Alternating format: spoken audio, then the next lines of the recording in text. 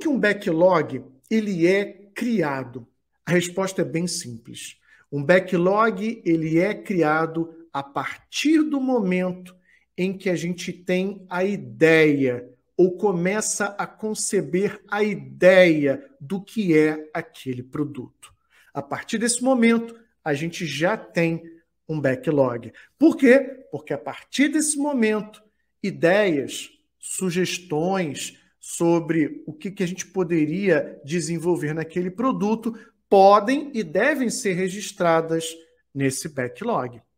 Pensa o seguinte, backlog não é um caderno de anotações, mas também não é um contrato. O que é isso, Marcelo? Meu Deus, não entendi. O que é isso? Calma, vou te explicar.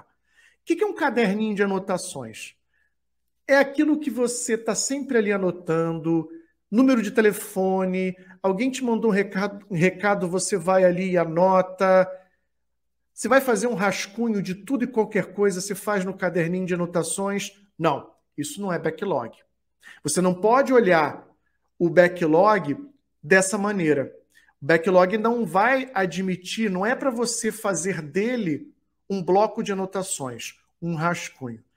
Por outro lado, na outra ponta, um backlog, ele também não é um contrato. Ou seja, eu botei ali e acabou. Alguém tem que cumprir, senão vai sofrer penalidade, porque está no contrato. Também não é isso. Então, backlog não é um caderno de anotações e tampouco é um contrato. Guarda muito bem isso, tá bom? Agora, quais são as características fundamentais de um backlog?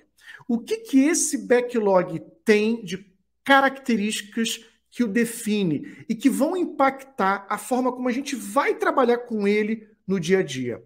Eu gosto de utilizar o acrônimo DEEP. O que significa DEEP? Detalhado, estimado, emergente e priorizado. São essas as 4 características básicas de um backlog. Detalhado, estimado, emergente e priorizado. Vamos entender cada um desses elementos? A partir do momento em que você entende, fica muito mais fácil trabalhar com backlog no dia a dia. Detalhado. O que significa um backlog detalhado? Ah, Marcelo, é simples. Eu vou lá, pego todos os itens e começo a trabalhar. Cuidado, para com isso. Quando a gente vai detalhar o backlog, lembra que ele está priorizado? E toda vez que a gente inclui um item no backlog, a gente toma o cuidado para priorizá-lo. Vamos falar sobre isso já já, porque é o P. Mas olha só, o que é o detalhado? O detalhado significa que quando a gente coloca o backlog, a gente não tem a preocupação de detalhar esse item exaustivamente.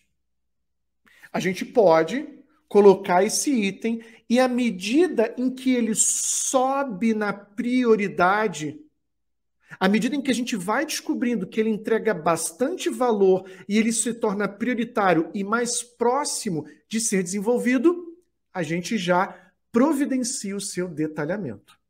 Isso é o backlog detalhado. E aqueles itens que estão na base, lá embaixo, distantes, a gente tem menos detalhes. Por que isso? Por que isso? A gente evita, quando a gente está falando de backlog detalhado, a gente evita uma coisa extremamente importante, que é a gente se comprometer muito cedo com os itens. Quando a gente está construindo um produto que não é no mundo físico, quando a gente está construindo um produto como, por exemplo, um software, ou quando a gente está desenvolvendo algum serviço, a coisa muda de figura. Porque faz parte do desenvolvimento, da criação daquele produto, daquela solução, o aprendizado. Quando a gente vai para o mundo real, é que a gente descobre realmente o que dá para fazer e o que não dá para fazer. Então fica difícil a gente, previamente, definir tudo aquilo que vai ser feito. Que é o que a gente chama de empirismo. O que é empirismo? É quando a gente precisa de 2 elementos para criar as nossas soluções. que é isso? Experimentação e observação. Quando a gente constrói produtos, soluções, a gente também vai precisar de experimentação e observação. E o que é isso? O que é essa experimentação e essa observação? É você construir uma parte do produto, colocar essa parte do produto na mão do teu usuário e verificar como ele reage com aquele pedacinho do produto, se ele diz que está ok e se ele diz, ou se ele diz, não, não está ok.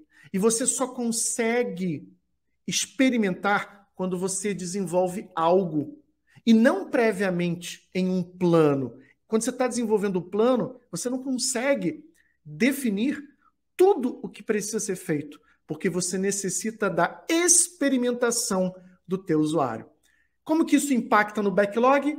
Lembra? Característica de número 1, ele precisa estar detalhado. Então a gente não detalha tudo, mas a gente vai detalhando aos poucos.